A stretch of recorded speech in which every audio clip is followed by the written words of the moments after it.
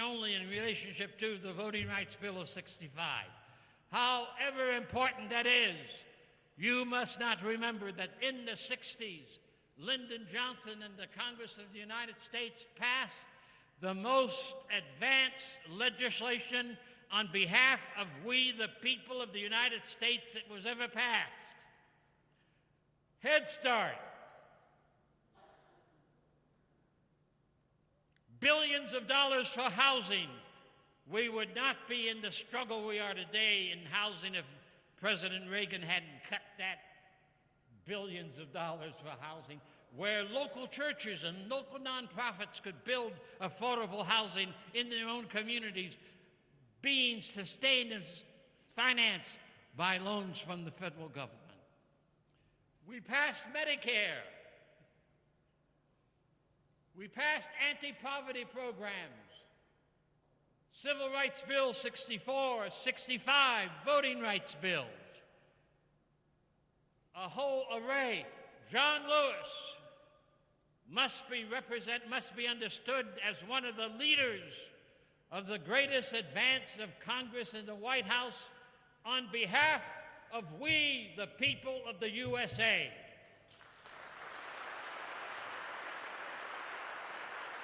We do not need bipartisan politics if we're going to celebrate the life of John Lewis. We need the Constitution to come alive. We hold these truths to be self-evident.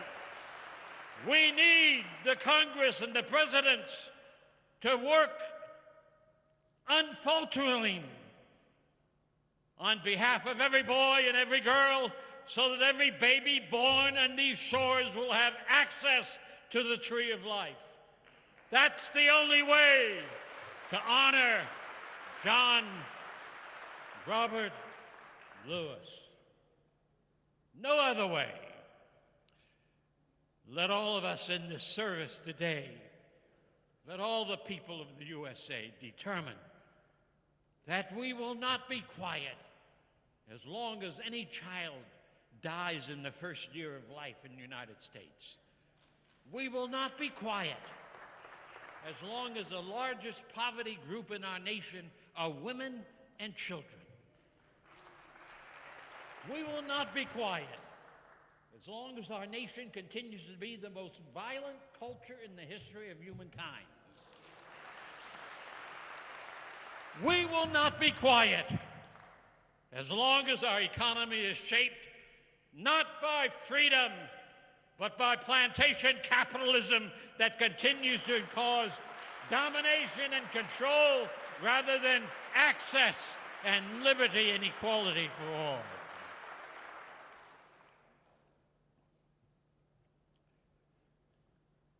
The forces of spiritual wickedness are strong in our land because of our history. We have not created them. John Lewis did not create them. We inherited them. But it's our task to see those spiritual forces. I've named them: racism, sexism, violence, plantation capitalism. Those poisons still dominate far too many of us in many different ways. John's life was a singular journey from birth through the campaigns in the South, through Congress, to get us to see that these forces of wickedness must be resisted.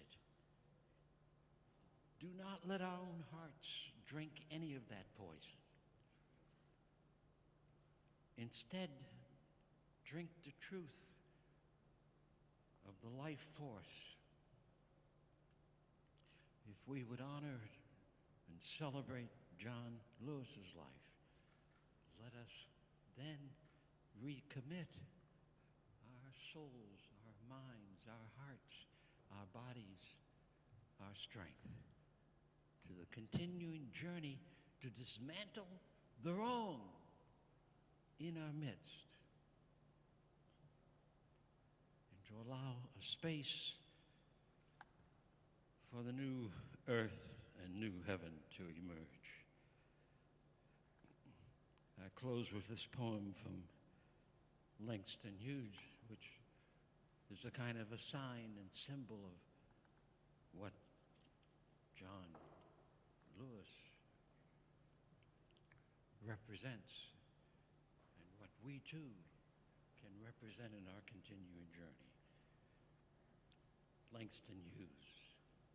I dream a world where no human, no other human will scorn, where love will bless the earth and peace its paths adorn. I dream a dream where all will know sweet freedom's way, where greed no longer saps the soul, nor avarice blights our day.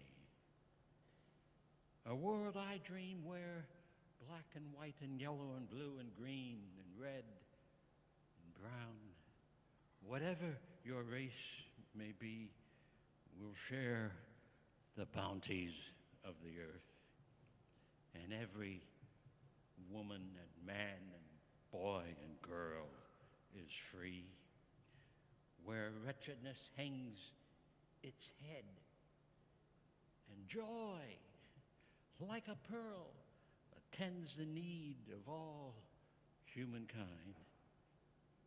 Of such a world I dream. Celebrate life, dream and labor for an Atlanta and Los Angeles and the United States and a world. That is to celebrate the spirit and the heart and the mind and soul of John Lewis, and to walk with him through the galaxies, seeking equality, liberty, justice, and the beloved community for all. Thank you.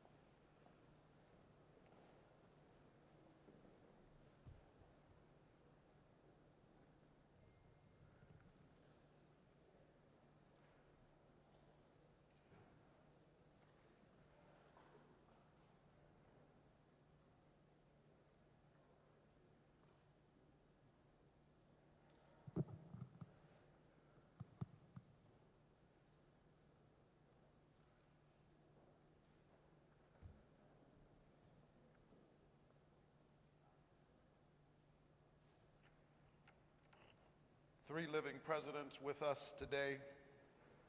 We have heard from yet another. To the friends and family of Congressman John Lewis, Rosalind joins me in sending our condolences to all gathered today to mourn the loss of one of our nation's great leaders. Throughout his remarkable life, John has been a blessing to countless people, and we are proud to be among those whose lives he has touched. While his achievements are enjoyed by all Americans, we Georgians know him as our neighbor, friend, and representative. His enormous contributions will continue to be an inspiration for generations to come. Please know that you are in our hearts and prayers during this difficult time. We hope your warm memories and the love and prayers of your family and friends will be of comfort to you in the days ahead. Sincerely, Jimmy Carter.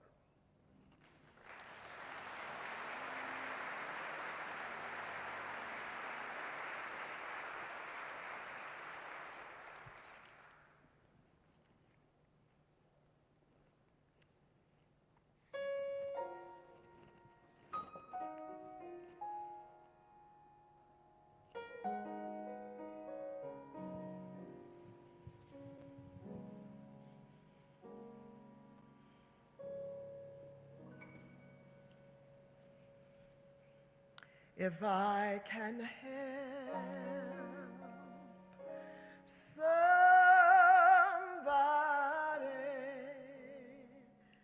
as I pass along, if I can cheer somebody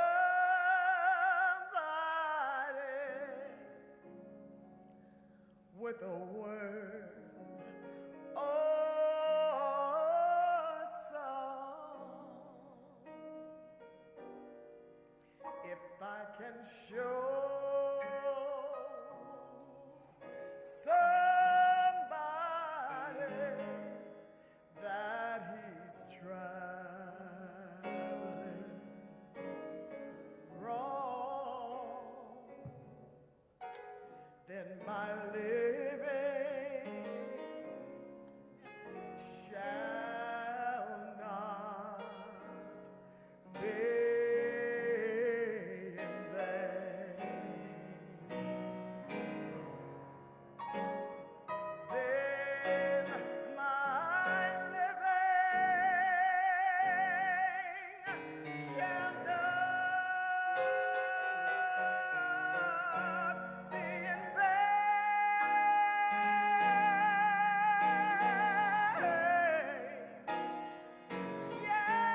Yes, my living shall not be in vain.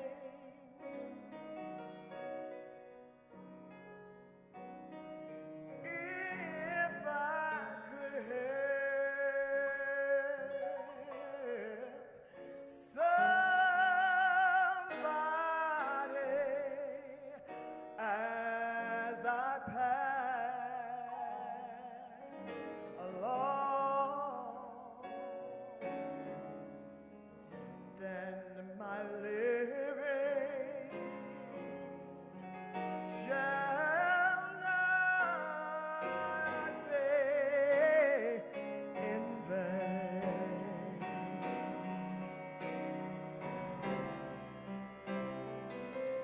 Oh, if I can do my duty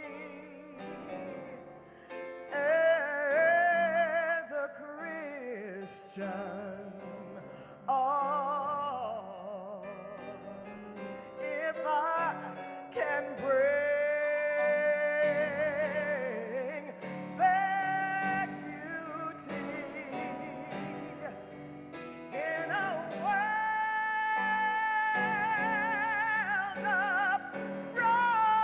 abroad, if I could share love's message that the Master taught, then my living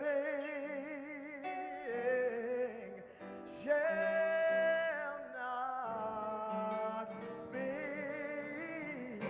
in vain.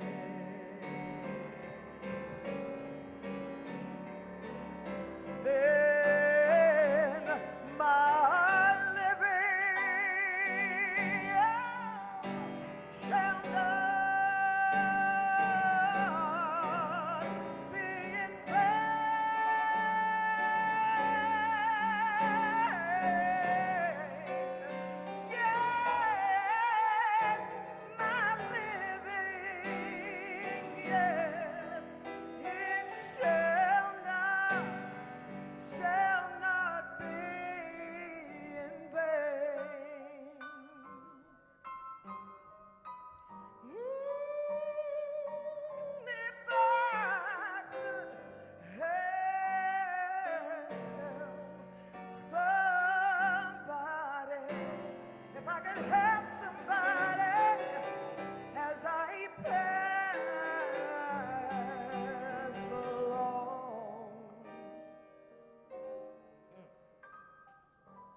then my living, it shall not. Then my living, it shall not. Then his living, yes, shall not. Hallelujah. His living shall not. Then my living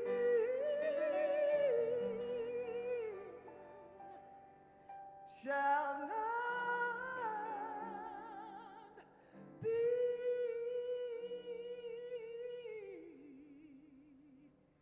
in vain.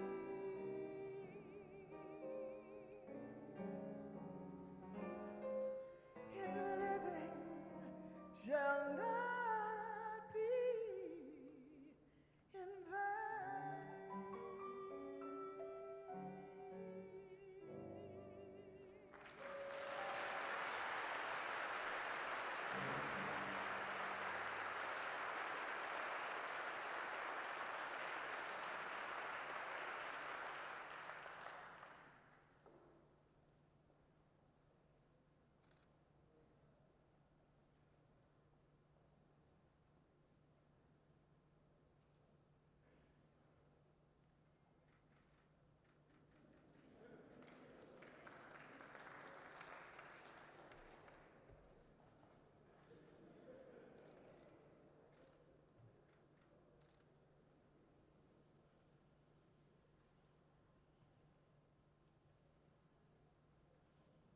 I want to first call attention to the excellent job the media has done to inform us of John Lewis. Hasn't the media been tremendous in keeping us informed? I've never seen such coverage, but John deserved it. But I want to talk a moment in my presentation on John before he became famous. I met John, I came to Atlanta. Lillian Miles and I came to Atlanta on the same day. She came to work at the university, Atlanta University, and I came to work for Martin Luther King Jr. in the Southern Christian Leadership Conference. And that's when I met John.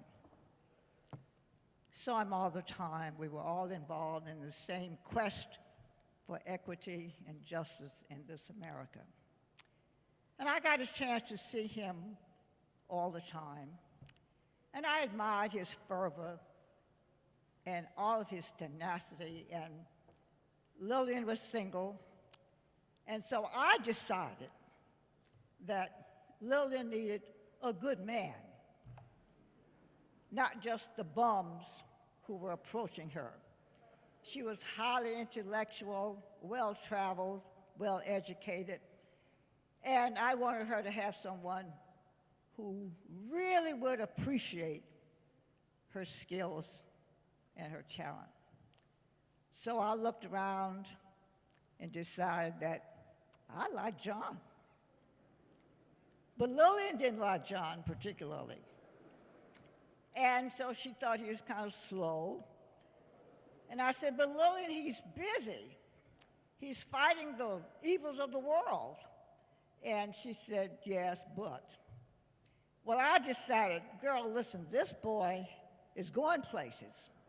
So let's see what he can do to get this thing moving. So we decided what I did as her friend. And that's what you do for friends. You have to help them out. And so John had to go to the hospital for an examination, and I said, oh, Lillian, this would be a good moment for us to be Florence Nightingale. So we went to the grocery store and bought a little bunch of flowers and took it to the hospital. I said, he'll be impressed, because he was a little slow, too. And I said, we'll go to the hospital, and that would just impress him, that he will notice you more because you're bringing him flowers while he's in the hospital. Well, we got in the hospital, and there was a young woman already there, and she was straightening out his pillow and adjusting his comfort. And then Lillian said, oh, shoot. Well, I said, but I've already asked John, do you have a young woman who you are especially interested in? And he said, well, not really. And I said, that's not the answer I'm looking for. I want a more definitive answer, because I got some things in mind. Well, you know, John was just slow about, well, not really. Well, I decided on New Year's Eve. Lillian was single, as I said, and didn't have any plans.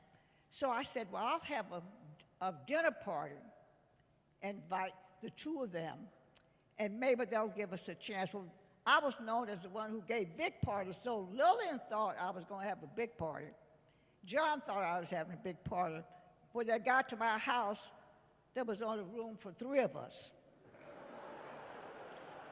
The 2 of them and me.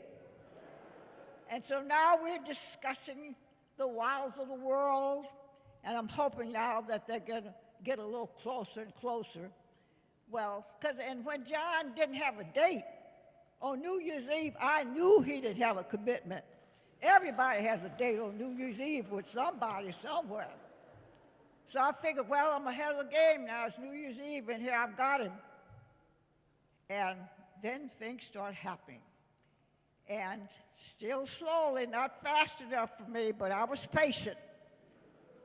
And finally, Lillian said, I do like him. I said, okay, I'm ready now. I'll set a date, got a dress ready, and we're going to have a wedding. And so, and I'm not really sure, I asked John not too long ago, did we ever ask you, would you take her? I don't think I ever got him an opportunity to propose. We just had a wedding.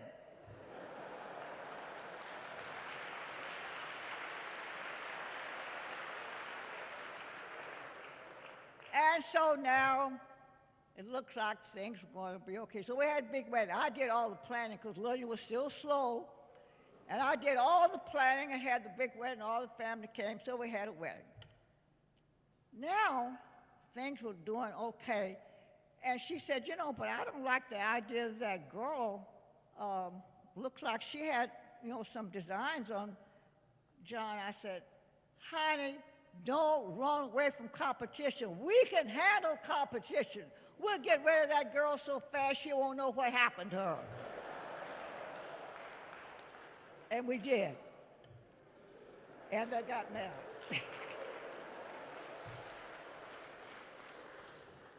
Well, I want you to know they were very happy. But when she found out, now Lillian, as I said, well-traveled, well-educated, but she absolutely didn't like politics. Sorry, people, she didn't like politics. But when John expressed an interest, Lillian got in there and became his strongest supporter. I mean, she did everything to make his successes work for him, and they did. Well, then John Miles came along. And he was the cutest little boy. And then she said, they gave me the honor of being his godmother. And I said, oh, that's nice. And I've heard of godmothers, but what does godmother do? What am I supposed to do? And she said, well, if something happens to me and John, we want you to take care of him. I said, we got to feed him?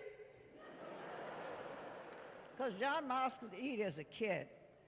And I said, I got to feed him every day? And he said, yes. And then spank him when he acts up. Well, I agreed to that. But John Miles, do you mind? Just stand up, John Miles. Stand up. There's John Miles now.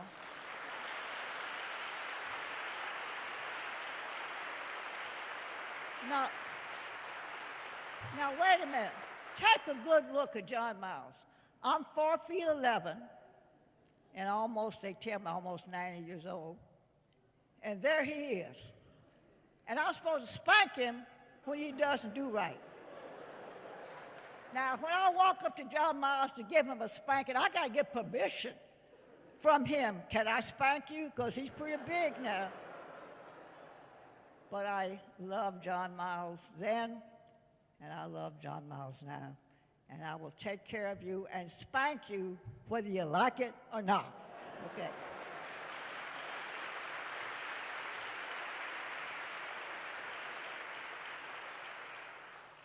But Lillian and John stayed married.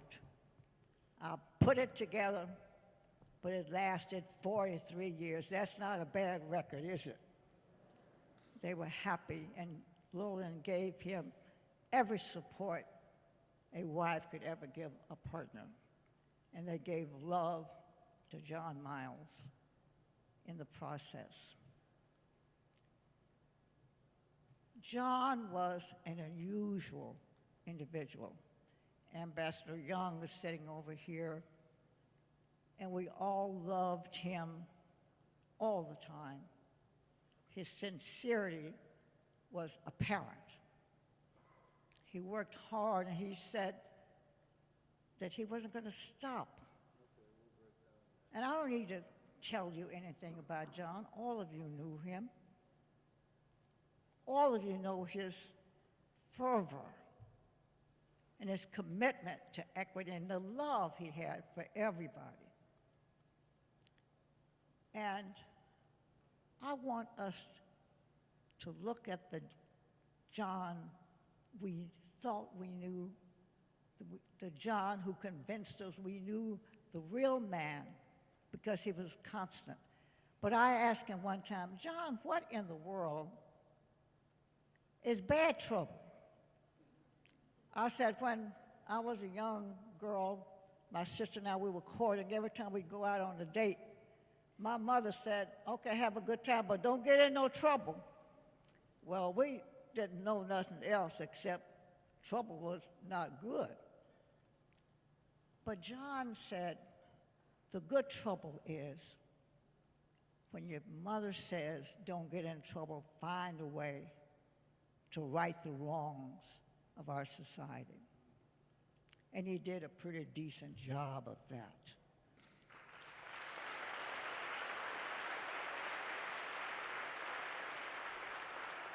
And during this week, John was on television all day, every day. And I love young people. And I had an opportunity when people know that I like young people. So I was invited to speak to a group of kids. And I said to them, as you're watching television, I want you to know that's not a public relations program you're watching. That's a story of a man who lived the life they're talking about.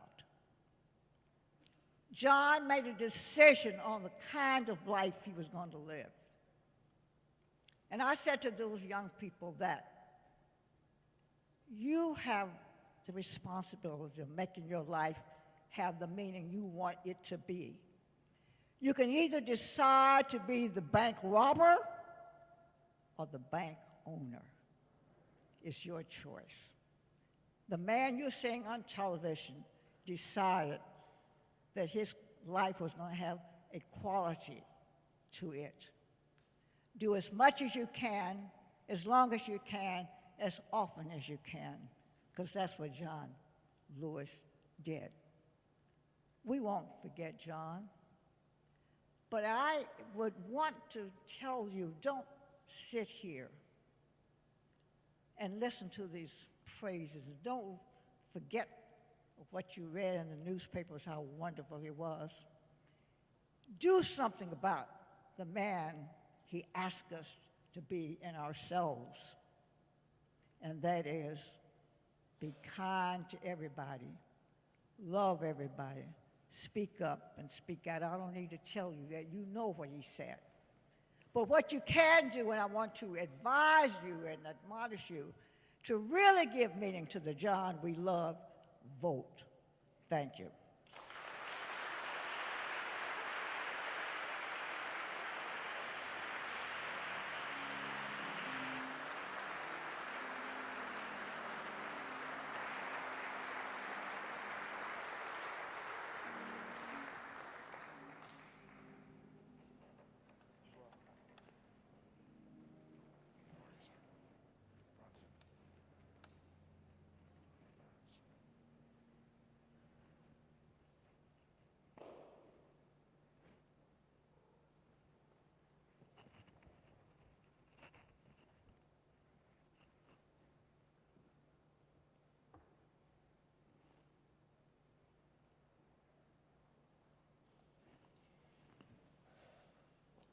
to John Miles,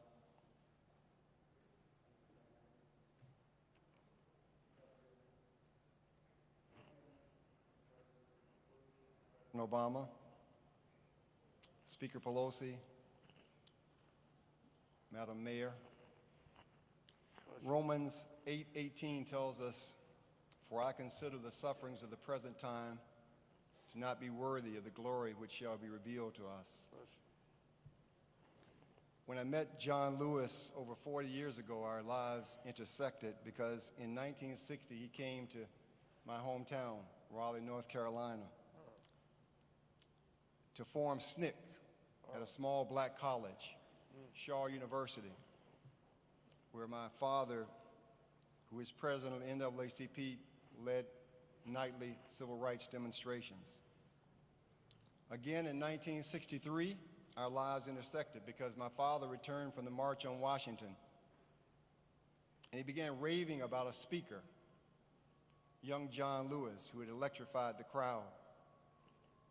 And so imagine when I finally met him in Atlanta in 1976 as a young law student, it was a transcendent moment, like meeting a historical figure, Thomas Jefferson or Benjamin Franklin, who wrote the Declaration of Independence. But yet here was someone who had made America live up to those noble words. Right. Along with Dr. King and Reverend Abernathy and Andy Young and Joseph Lowry and C.T. Vivian, another lion who we lost on the same day as John Lewis. John had an incorruptible integrity and an ideological purity which was like a halo. Somehow this extended to everyone who was in his orbit, myself included. And that's the reason the nation has paused from pandemic and protests and politics to bid him farewell today. Virtually every news organization has hailed John as a civil rights hero. But John was a women's rights hero, a gay rights hero, a senior rights hero, a workers' hero, an immigrant rights hero. John wasn't on the right side of history. History was on the right side of John Lewis.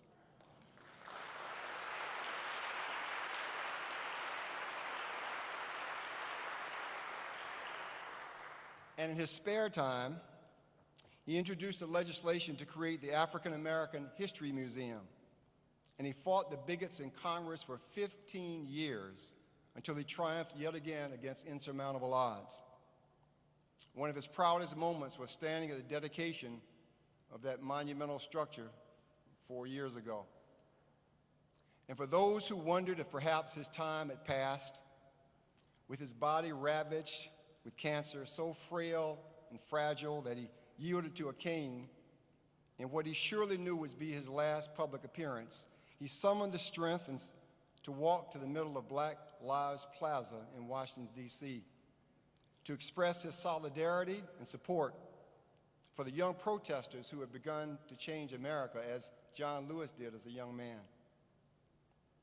They say that the victors write history, and so I declare today that the history of the 20th century, as it is written, John Lewis will stand beside Gandhi and King and Mandela as one of the great transformative freedom fighters of humankind.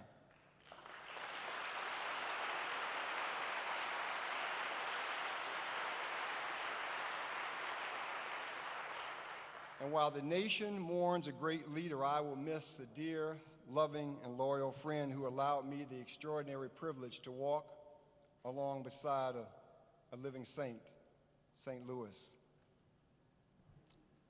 In the last days of his life, when we both knew that death was imminent, I desperately wanted to tell John about how much he had meant to me and to the country. But in a solemn moment, he pulled me closer and he whispered, "Everyone has to vote in November. It is the most important election ever."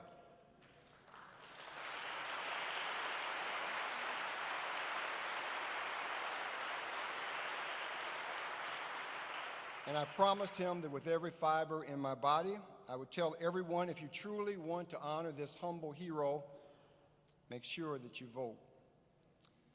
1 Corinthians tells us when faith, hope, and love remain, the greatest of these is love. John Lewis was love. Good night, sweet prince, and may flights of angels carry thee to thy rest. Thank you.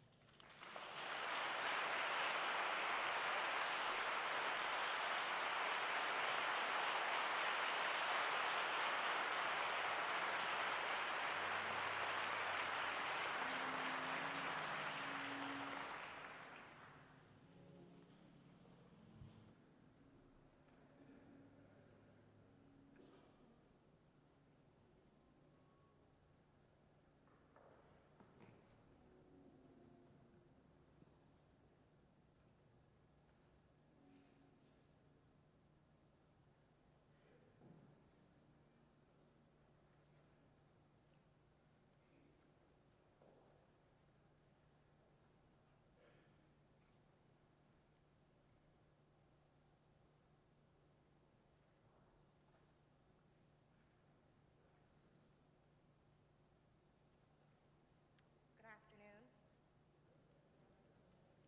I have on two masks because I have Mr. Lewis's voice in my head and he would say, be particular.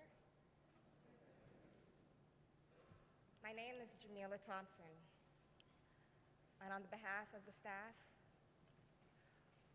I would like to thank John Miles and the entire Lewis family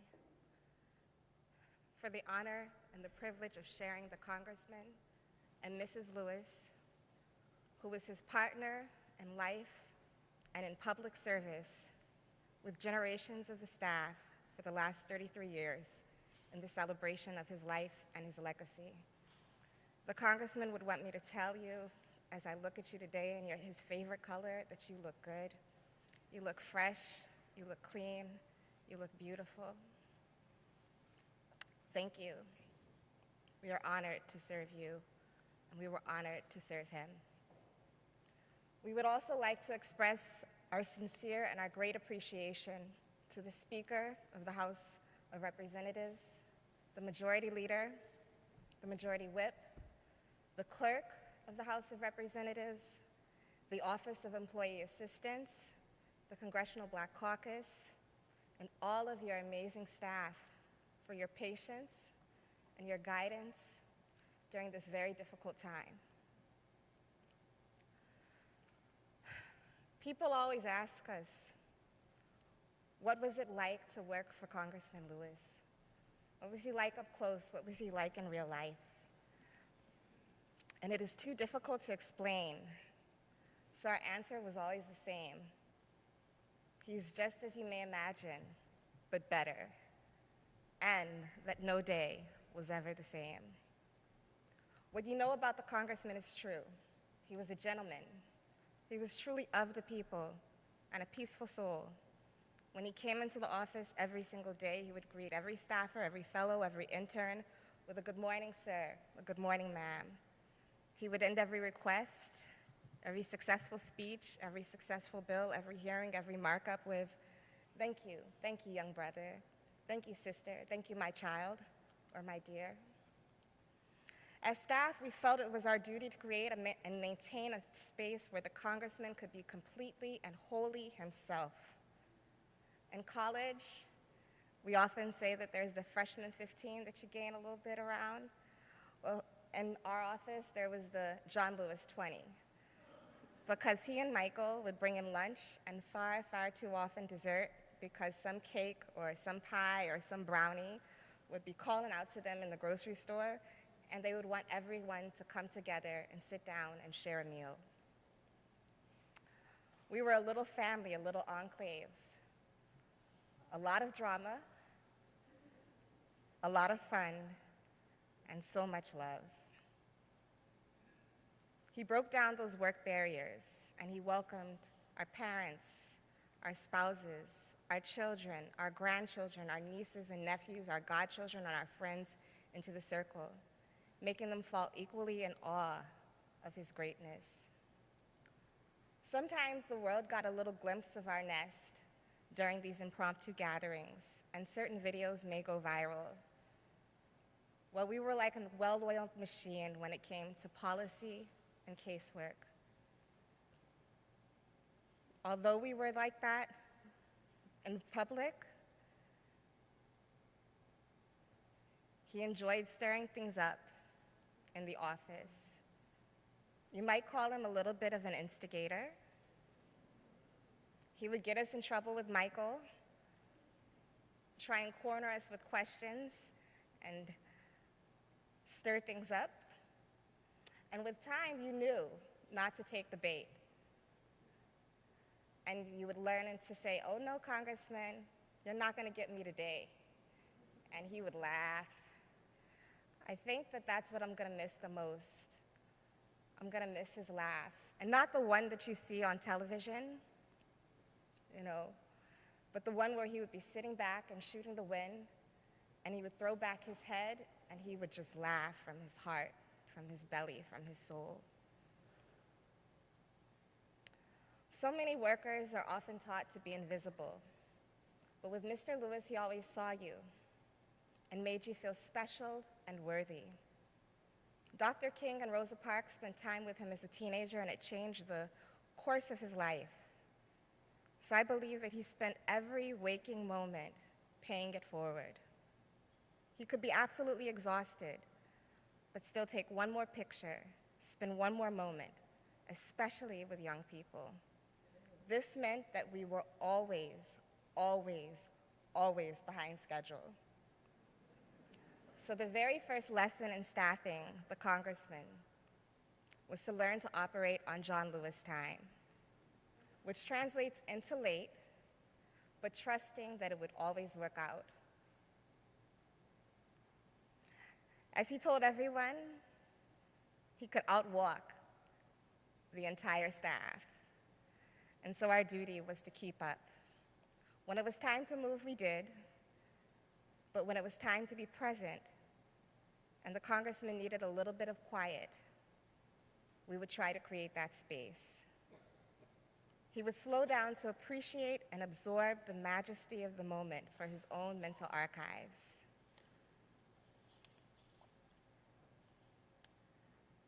Just as we tried to preserve the sanctity of his space, he allowed us to be our true and authentic selves, just the very best version.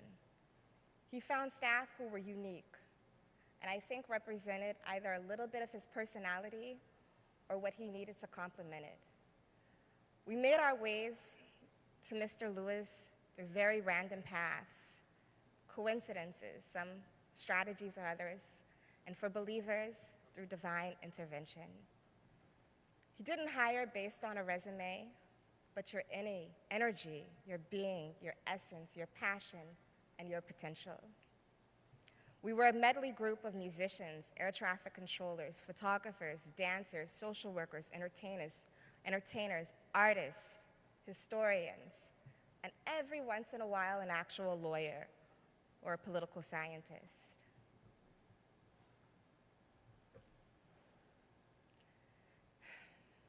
He got all into our business.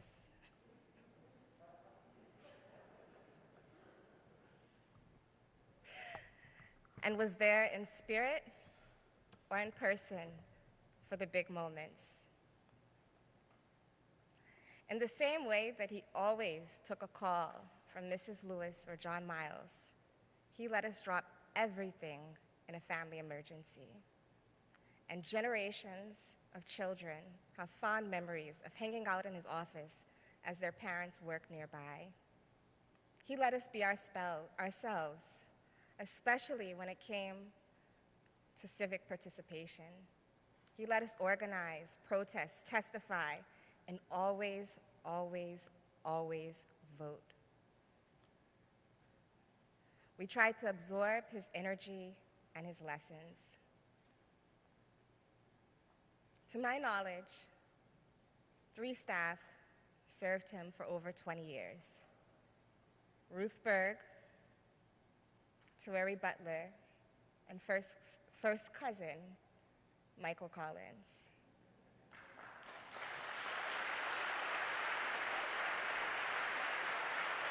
May you please stand.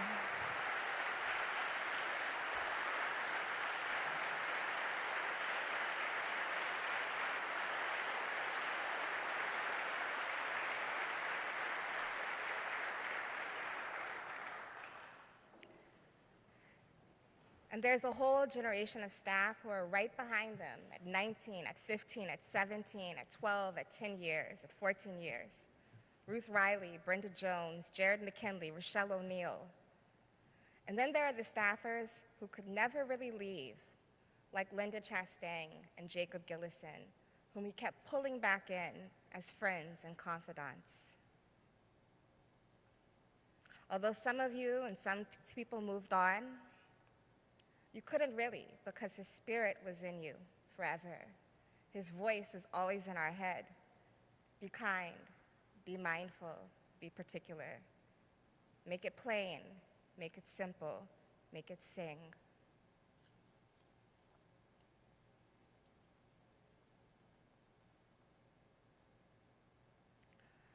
Working for him was a little bit of a nightmare sometimes. Because as no matter how hard we worked, he always worked harder. Every single day he woke up at the crack of dawn, watched the news, and read the newspapers. His memory was like a living encyclopedia, which means he forgot nothing and could pull something back from 10 years ago because he knew it was the same staff and we were still there. He expected us to be informed with facts from primary sources, not hearsay. And when he walked into the office, he would ask what constituents were calling and writing about and add that information to his endless archives.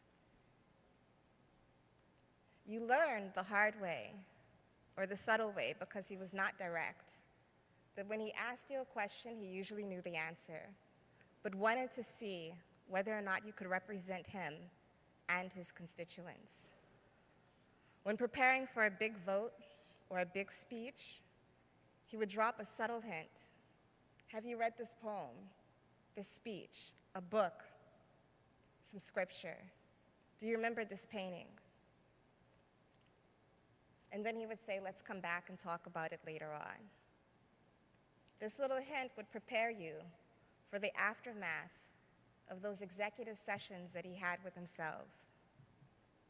And after those sessions, we would learn how and in which direction the Spirit moved him. And then we would have our marching orders. He would take the essence of a complicated policy and make it accessible and real to the people. The congressman loved serving on the Ways and Means Committee.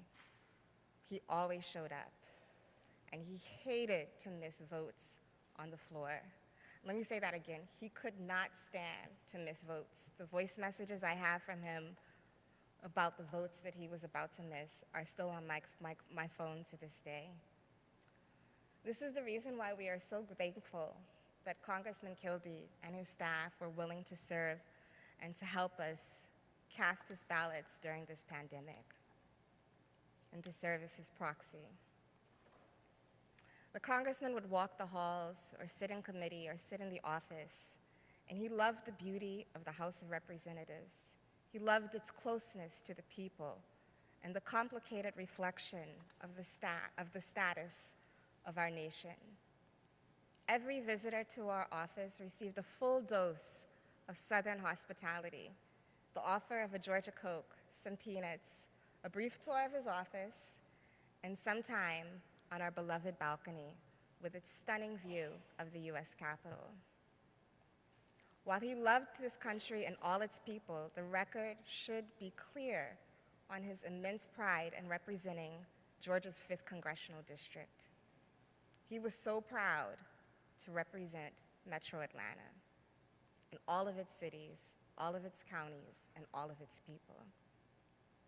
He was on a mission to serve, to make them feel heard, respected, and represented, regardless of where they fell on the political spectrum. The constituents were our compass, and Congressman Lewis worked around the clock to find solutions to their challenges.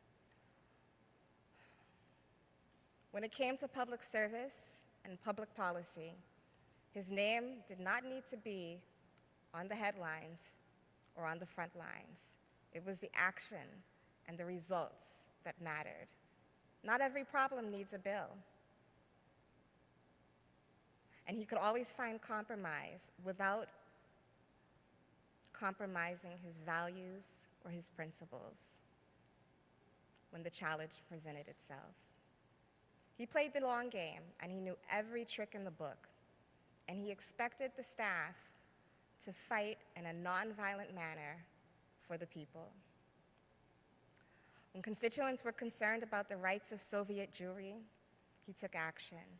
When faced with inequality in health services, he advanced technical changes to reduce the cost and increase services to life-saving care, especially for the issues that affected communities of color, like kidney disease and COPD. When workers faced pensions issues, he found ways to give them security. When families were separated by immigration policies, he worked around the clock to reunite them. When people couldn't get their Social Security checks, he fought, and sometimes for years, to make that happen. When taxpayers and workers struggled with an outdated bureaucracy of the IRS, he worked to modernize the entire agency. When he heard from frustrated veterans, he fought for their respect, their earned benefits, and their care. When he saw an alarming increase in abusive relationships, he developed strategies to stop the cycle before it began. When some tried to eliminate the U.S. Institute of Peace, he found a way and built a coalition to keep that building and the prospect and the hope of peace still alive. When he was worried about the state of our globe for generations yet unborn, he introduced the Environmental Justice Act. When looking at the rights of marginalized communities around the world, he worked to diversify the face of our diplomacy and insert empathy and standards to our global policies. And when people complained about immovable lines to vote, he co-wrote the Voter Empowerment Act. The list is too long to recognize his legislative and policy successes and the impact that he has on people across the nation and around the world. So I ask you, as we sit in this historic space, and as you drive through Metro Atlanta and you feel and you see the greatness of his legacy, historic preservation and civic education, I ask that you hold that in your heart and your soul and your spirit. He felt that we needed to know and study our history to make sure that we never repeated it. He was both human and divine. It is so difficult to explain the magnitude, the genius, the gentle grace of this man. I would ask at this moment for the staff to take a stand, please, so that you can see and know just a sample of who we are.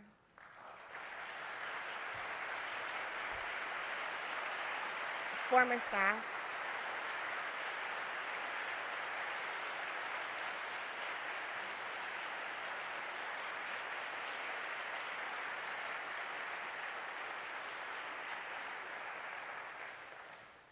thank you. A few years ago, we had a reunion, and we realized that there aren't that many staff. We have a lot of interns and a lot of fellows, but the congressman held us close. I don't think that there are many offices where you have the opportunity to hold your boss's hand and to adjust his tie and to tell every person that you love them. He created this space. He created this family. As a staff, we are heartbroken. We are lost. But we know that the work continues. The fight remains. And we must not get lost in the sea of despair. So if asked how you may honor the congressman, I will echo the words of the greats who stood here before. You can make sure that his work, his sacrifice, his message lives on. and that there are actions that every person can do regardless of their age or their station in life. Be kind, be mindful, recognize the dignity and the worth of every human being. Be the best version of yourself. Be informed, stay engaged, even though the work is hard. And if you are of age and eligible, for the love of God, please vote. Thank you.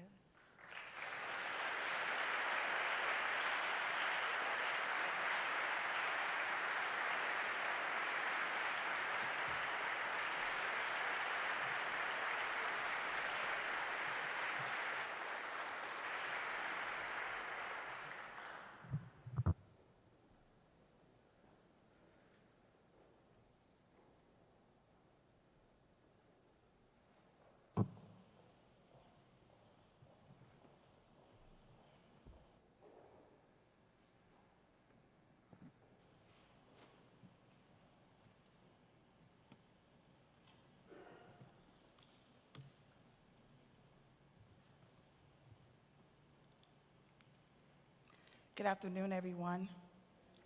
My name is Sheila O'Brien, and I am the sixth niece of Congressman John Lewis. To each distinguished guest, member of clergy, family, and friends, on behalf of the Lewis family, we would like to say thank you from the very depths of our hearts for the outpour of love, support, words of encouragement, and prayer. The honor, the respect, the camaraderie that has been bestowed upon the Lewis family will never be forgotten. We would also like to take this opportunity to give a heartfelt thanks to the Chief of Staff, Michael Collins, who has now become first cousin, and to each staff member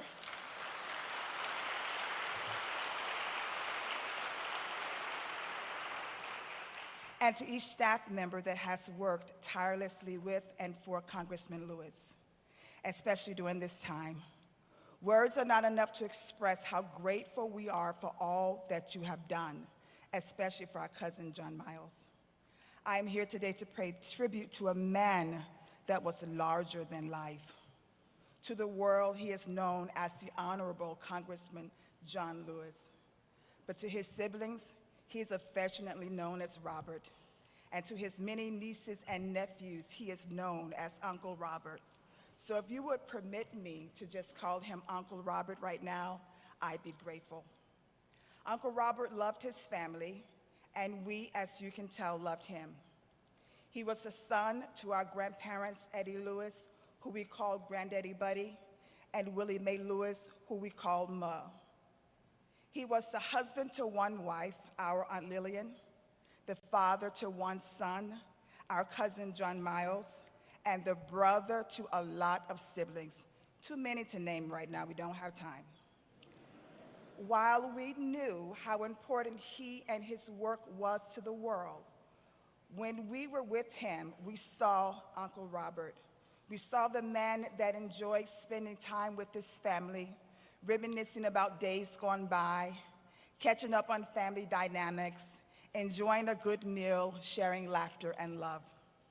We, like the world, knew the John Robert Lewis that personified hope, courage, bravery, and sheer humanitarianism.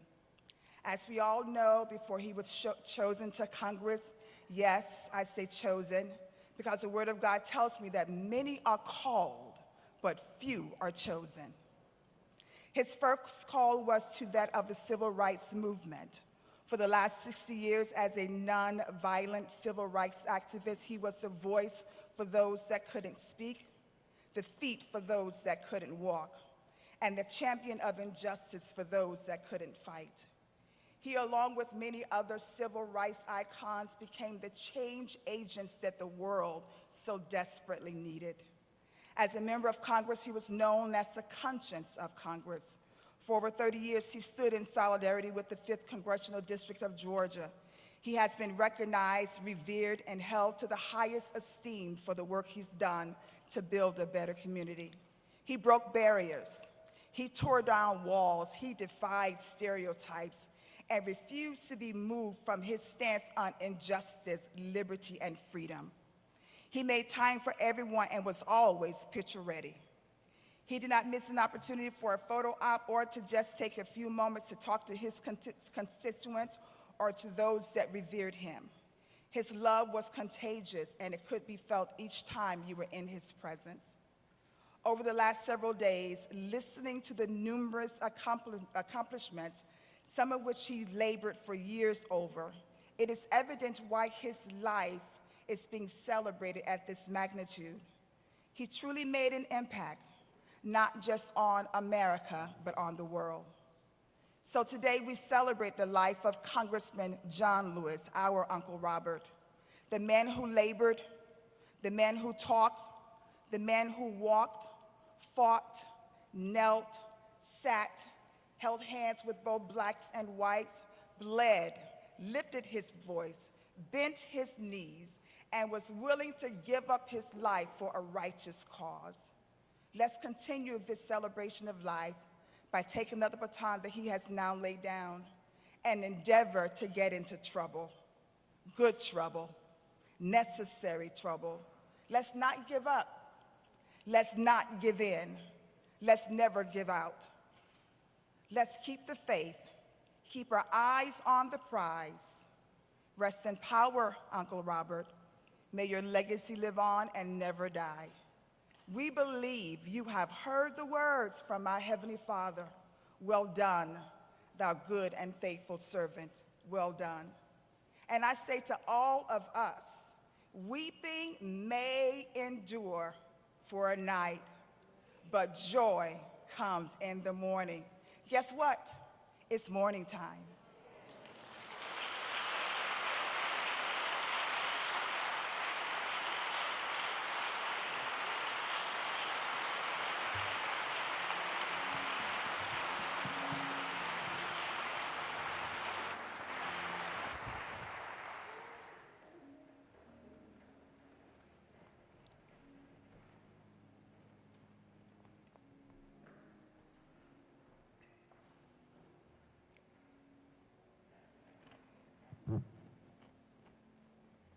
A few years ago, Congressman John Lewis attended the inauguration of an American president. And although he had seen many presidents, he made a beeline to this president and asked him to sign his program. He signed the program in this way: because of you, John, it's my esteemed honor to welcome back to the Ebenezer pulpit the 44th President of the United States of America, Barack Obama. But before he comes, Jennifer Holliday will come once again. Take my hand, precious Lord. Lead me on.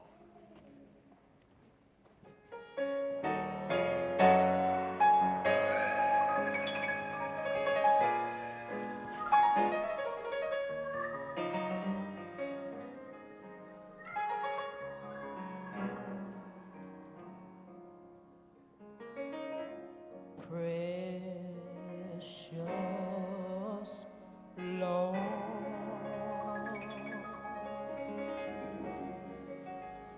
take my hand, lead me on, let me stand. I am tired, I am weak, I am worn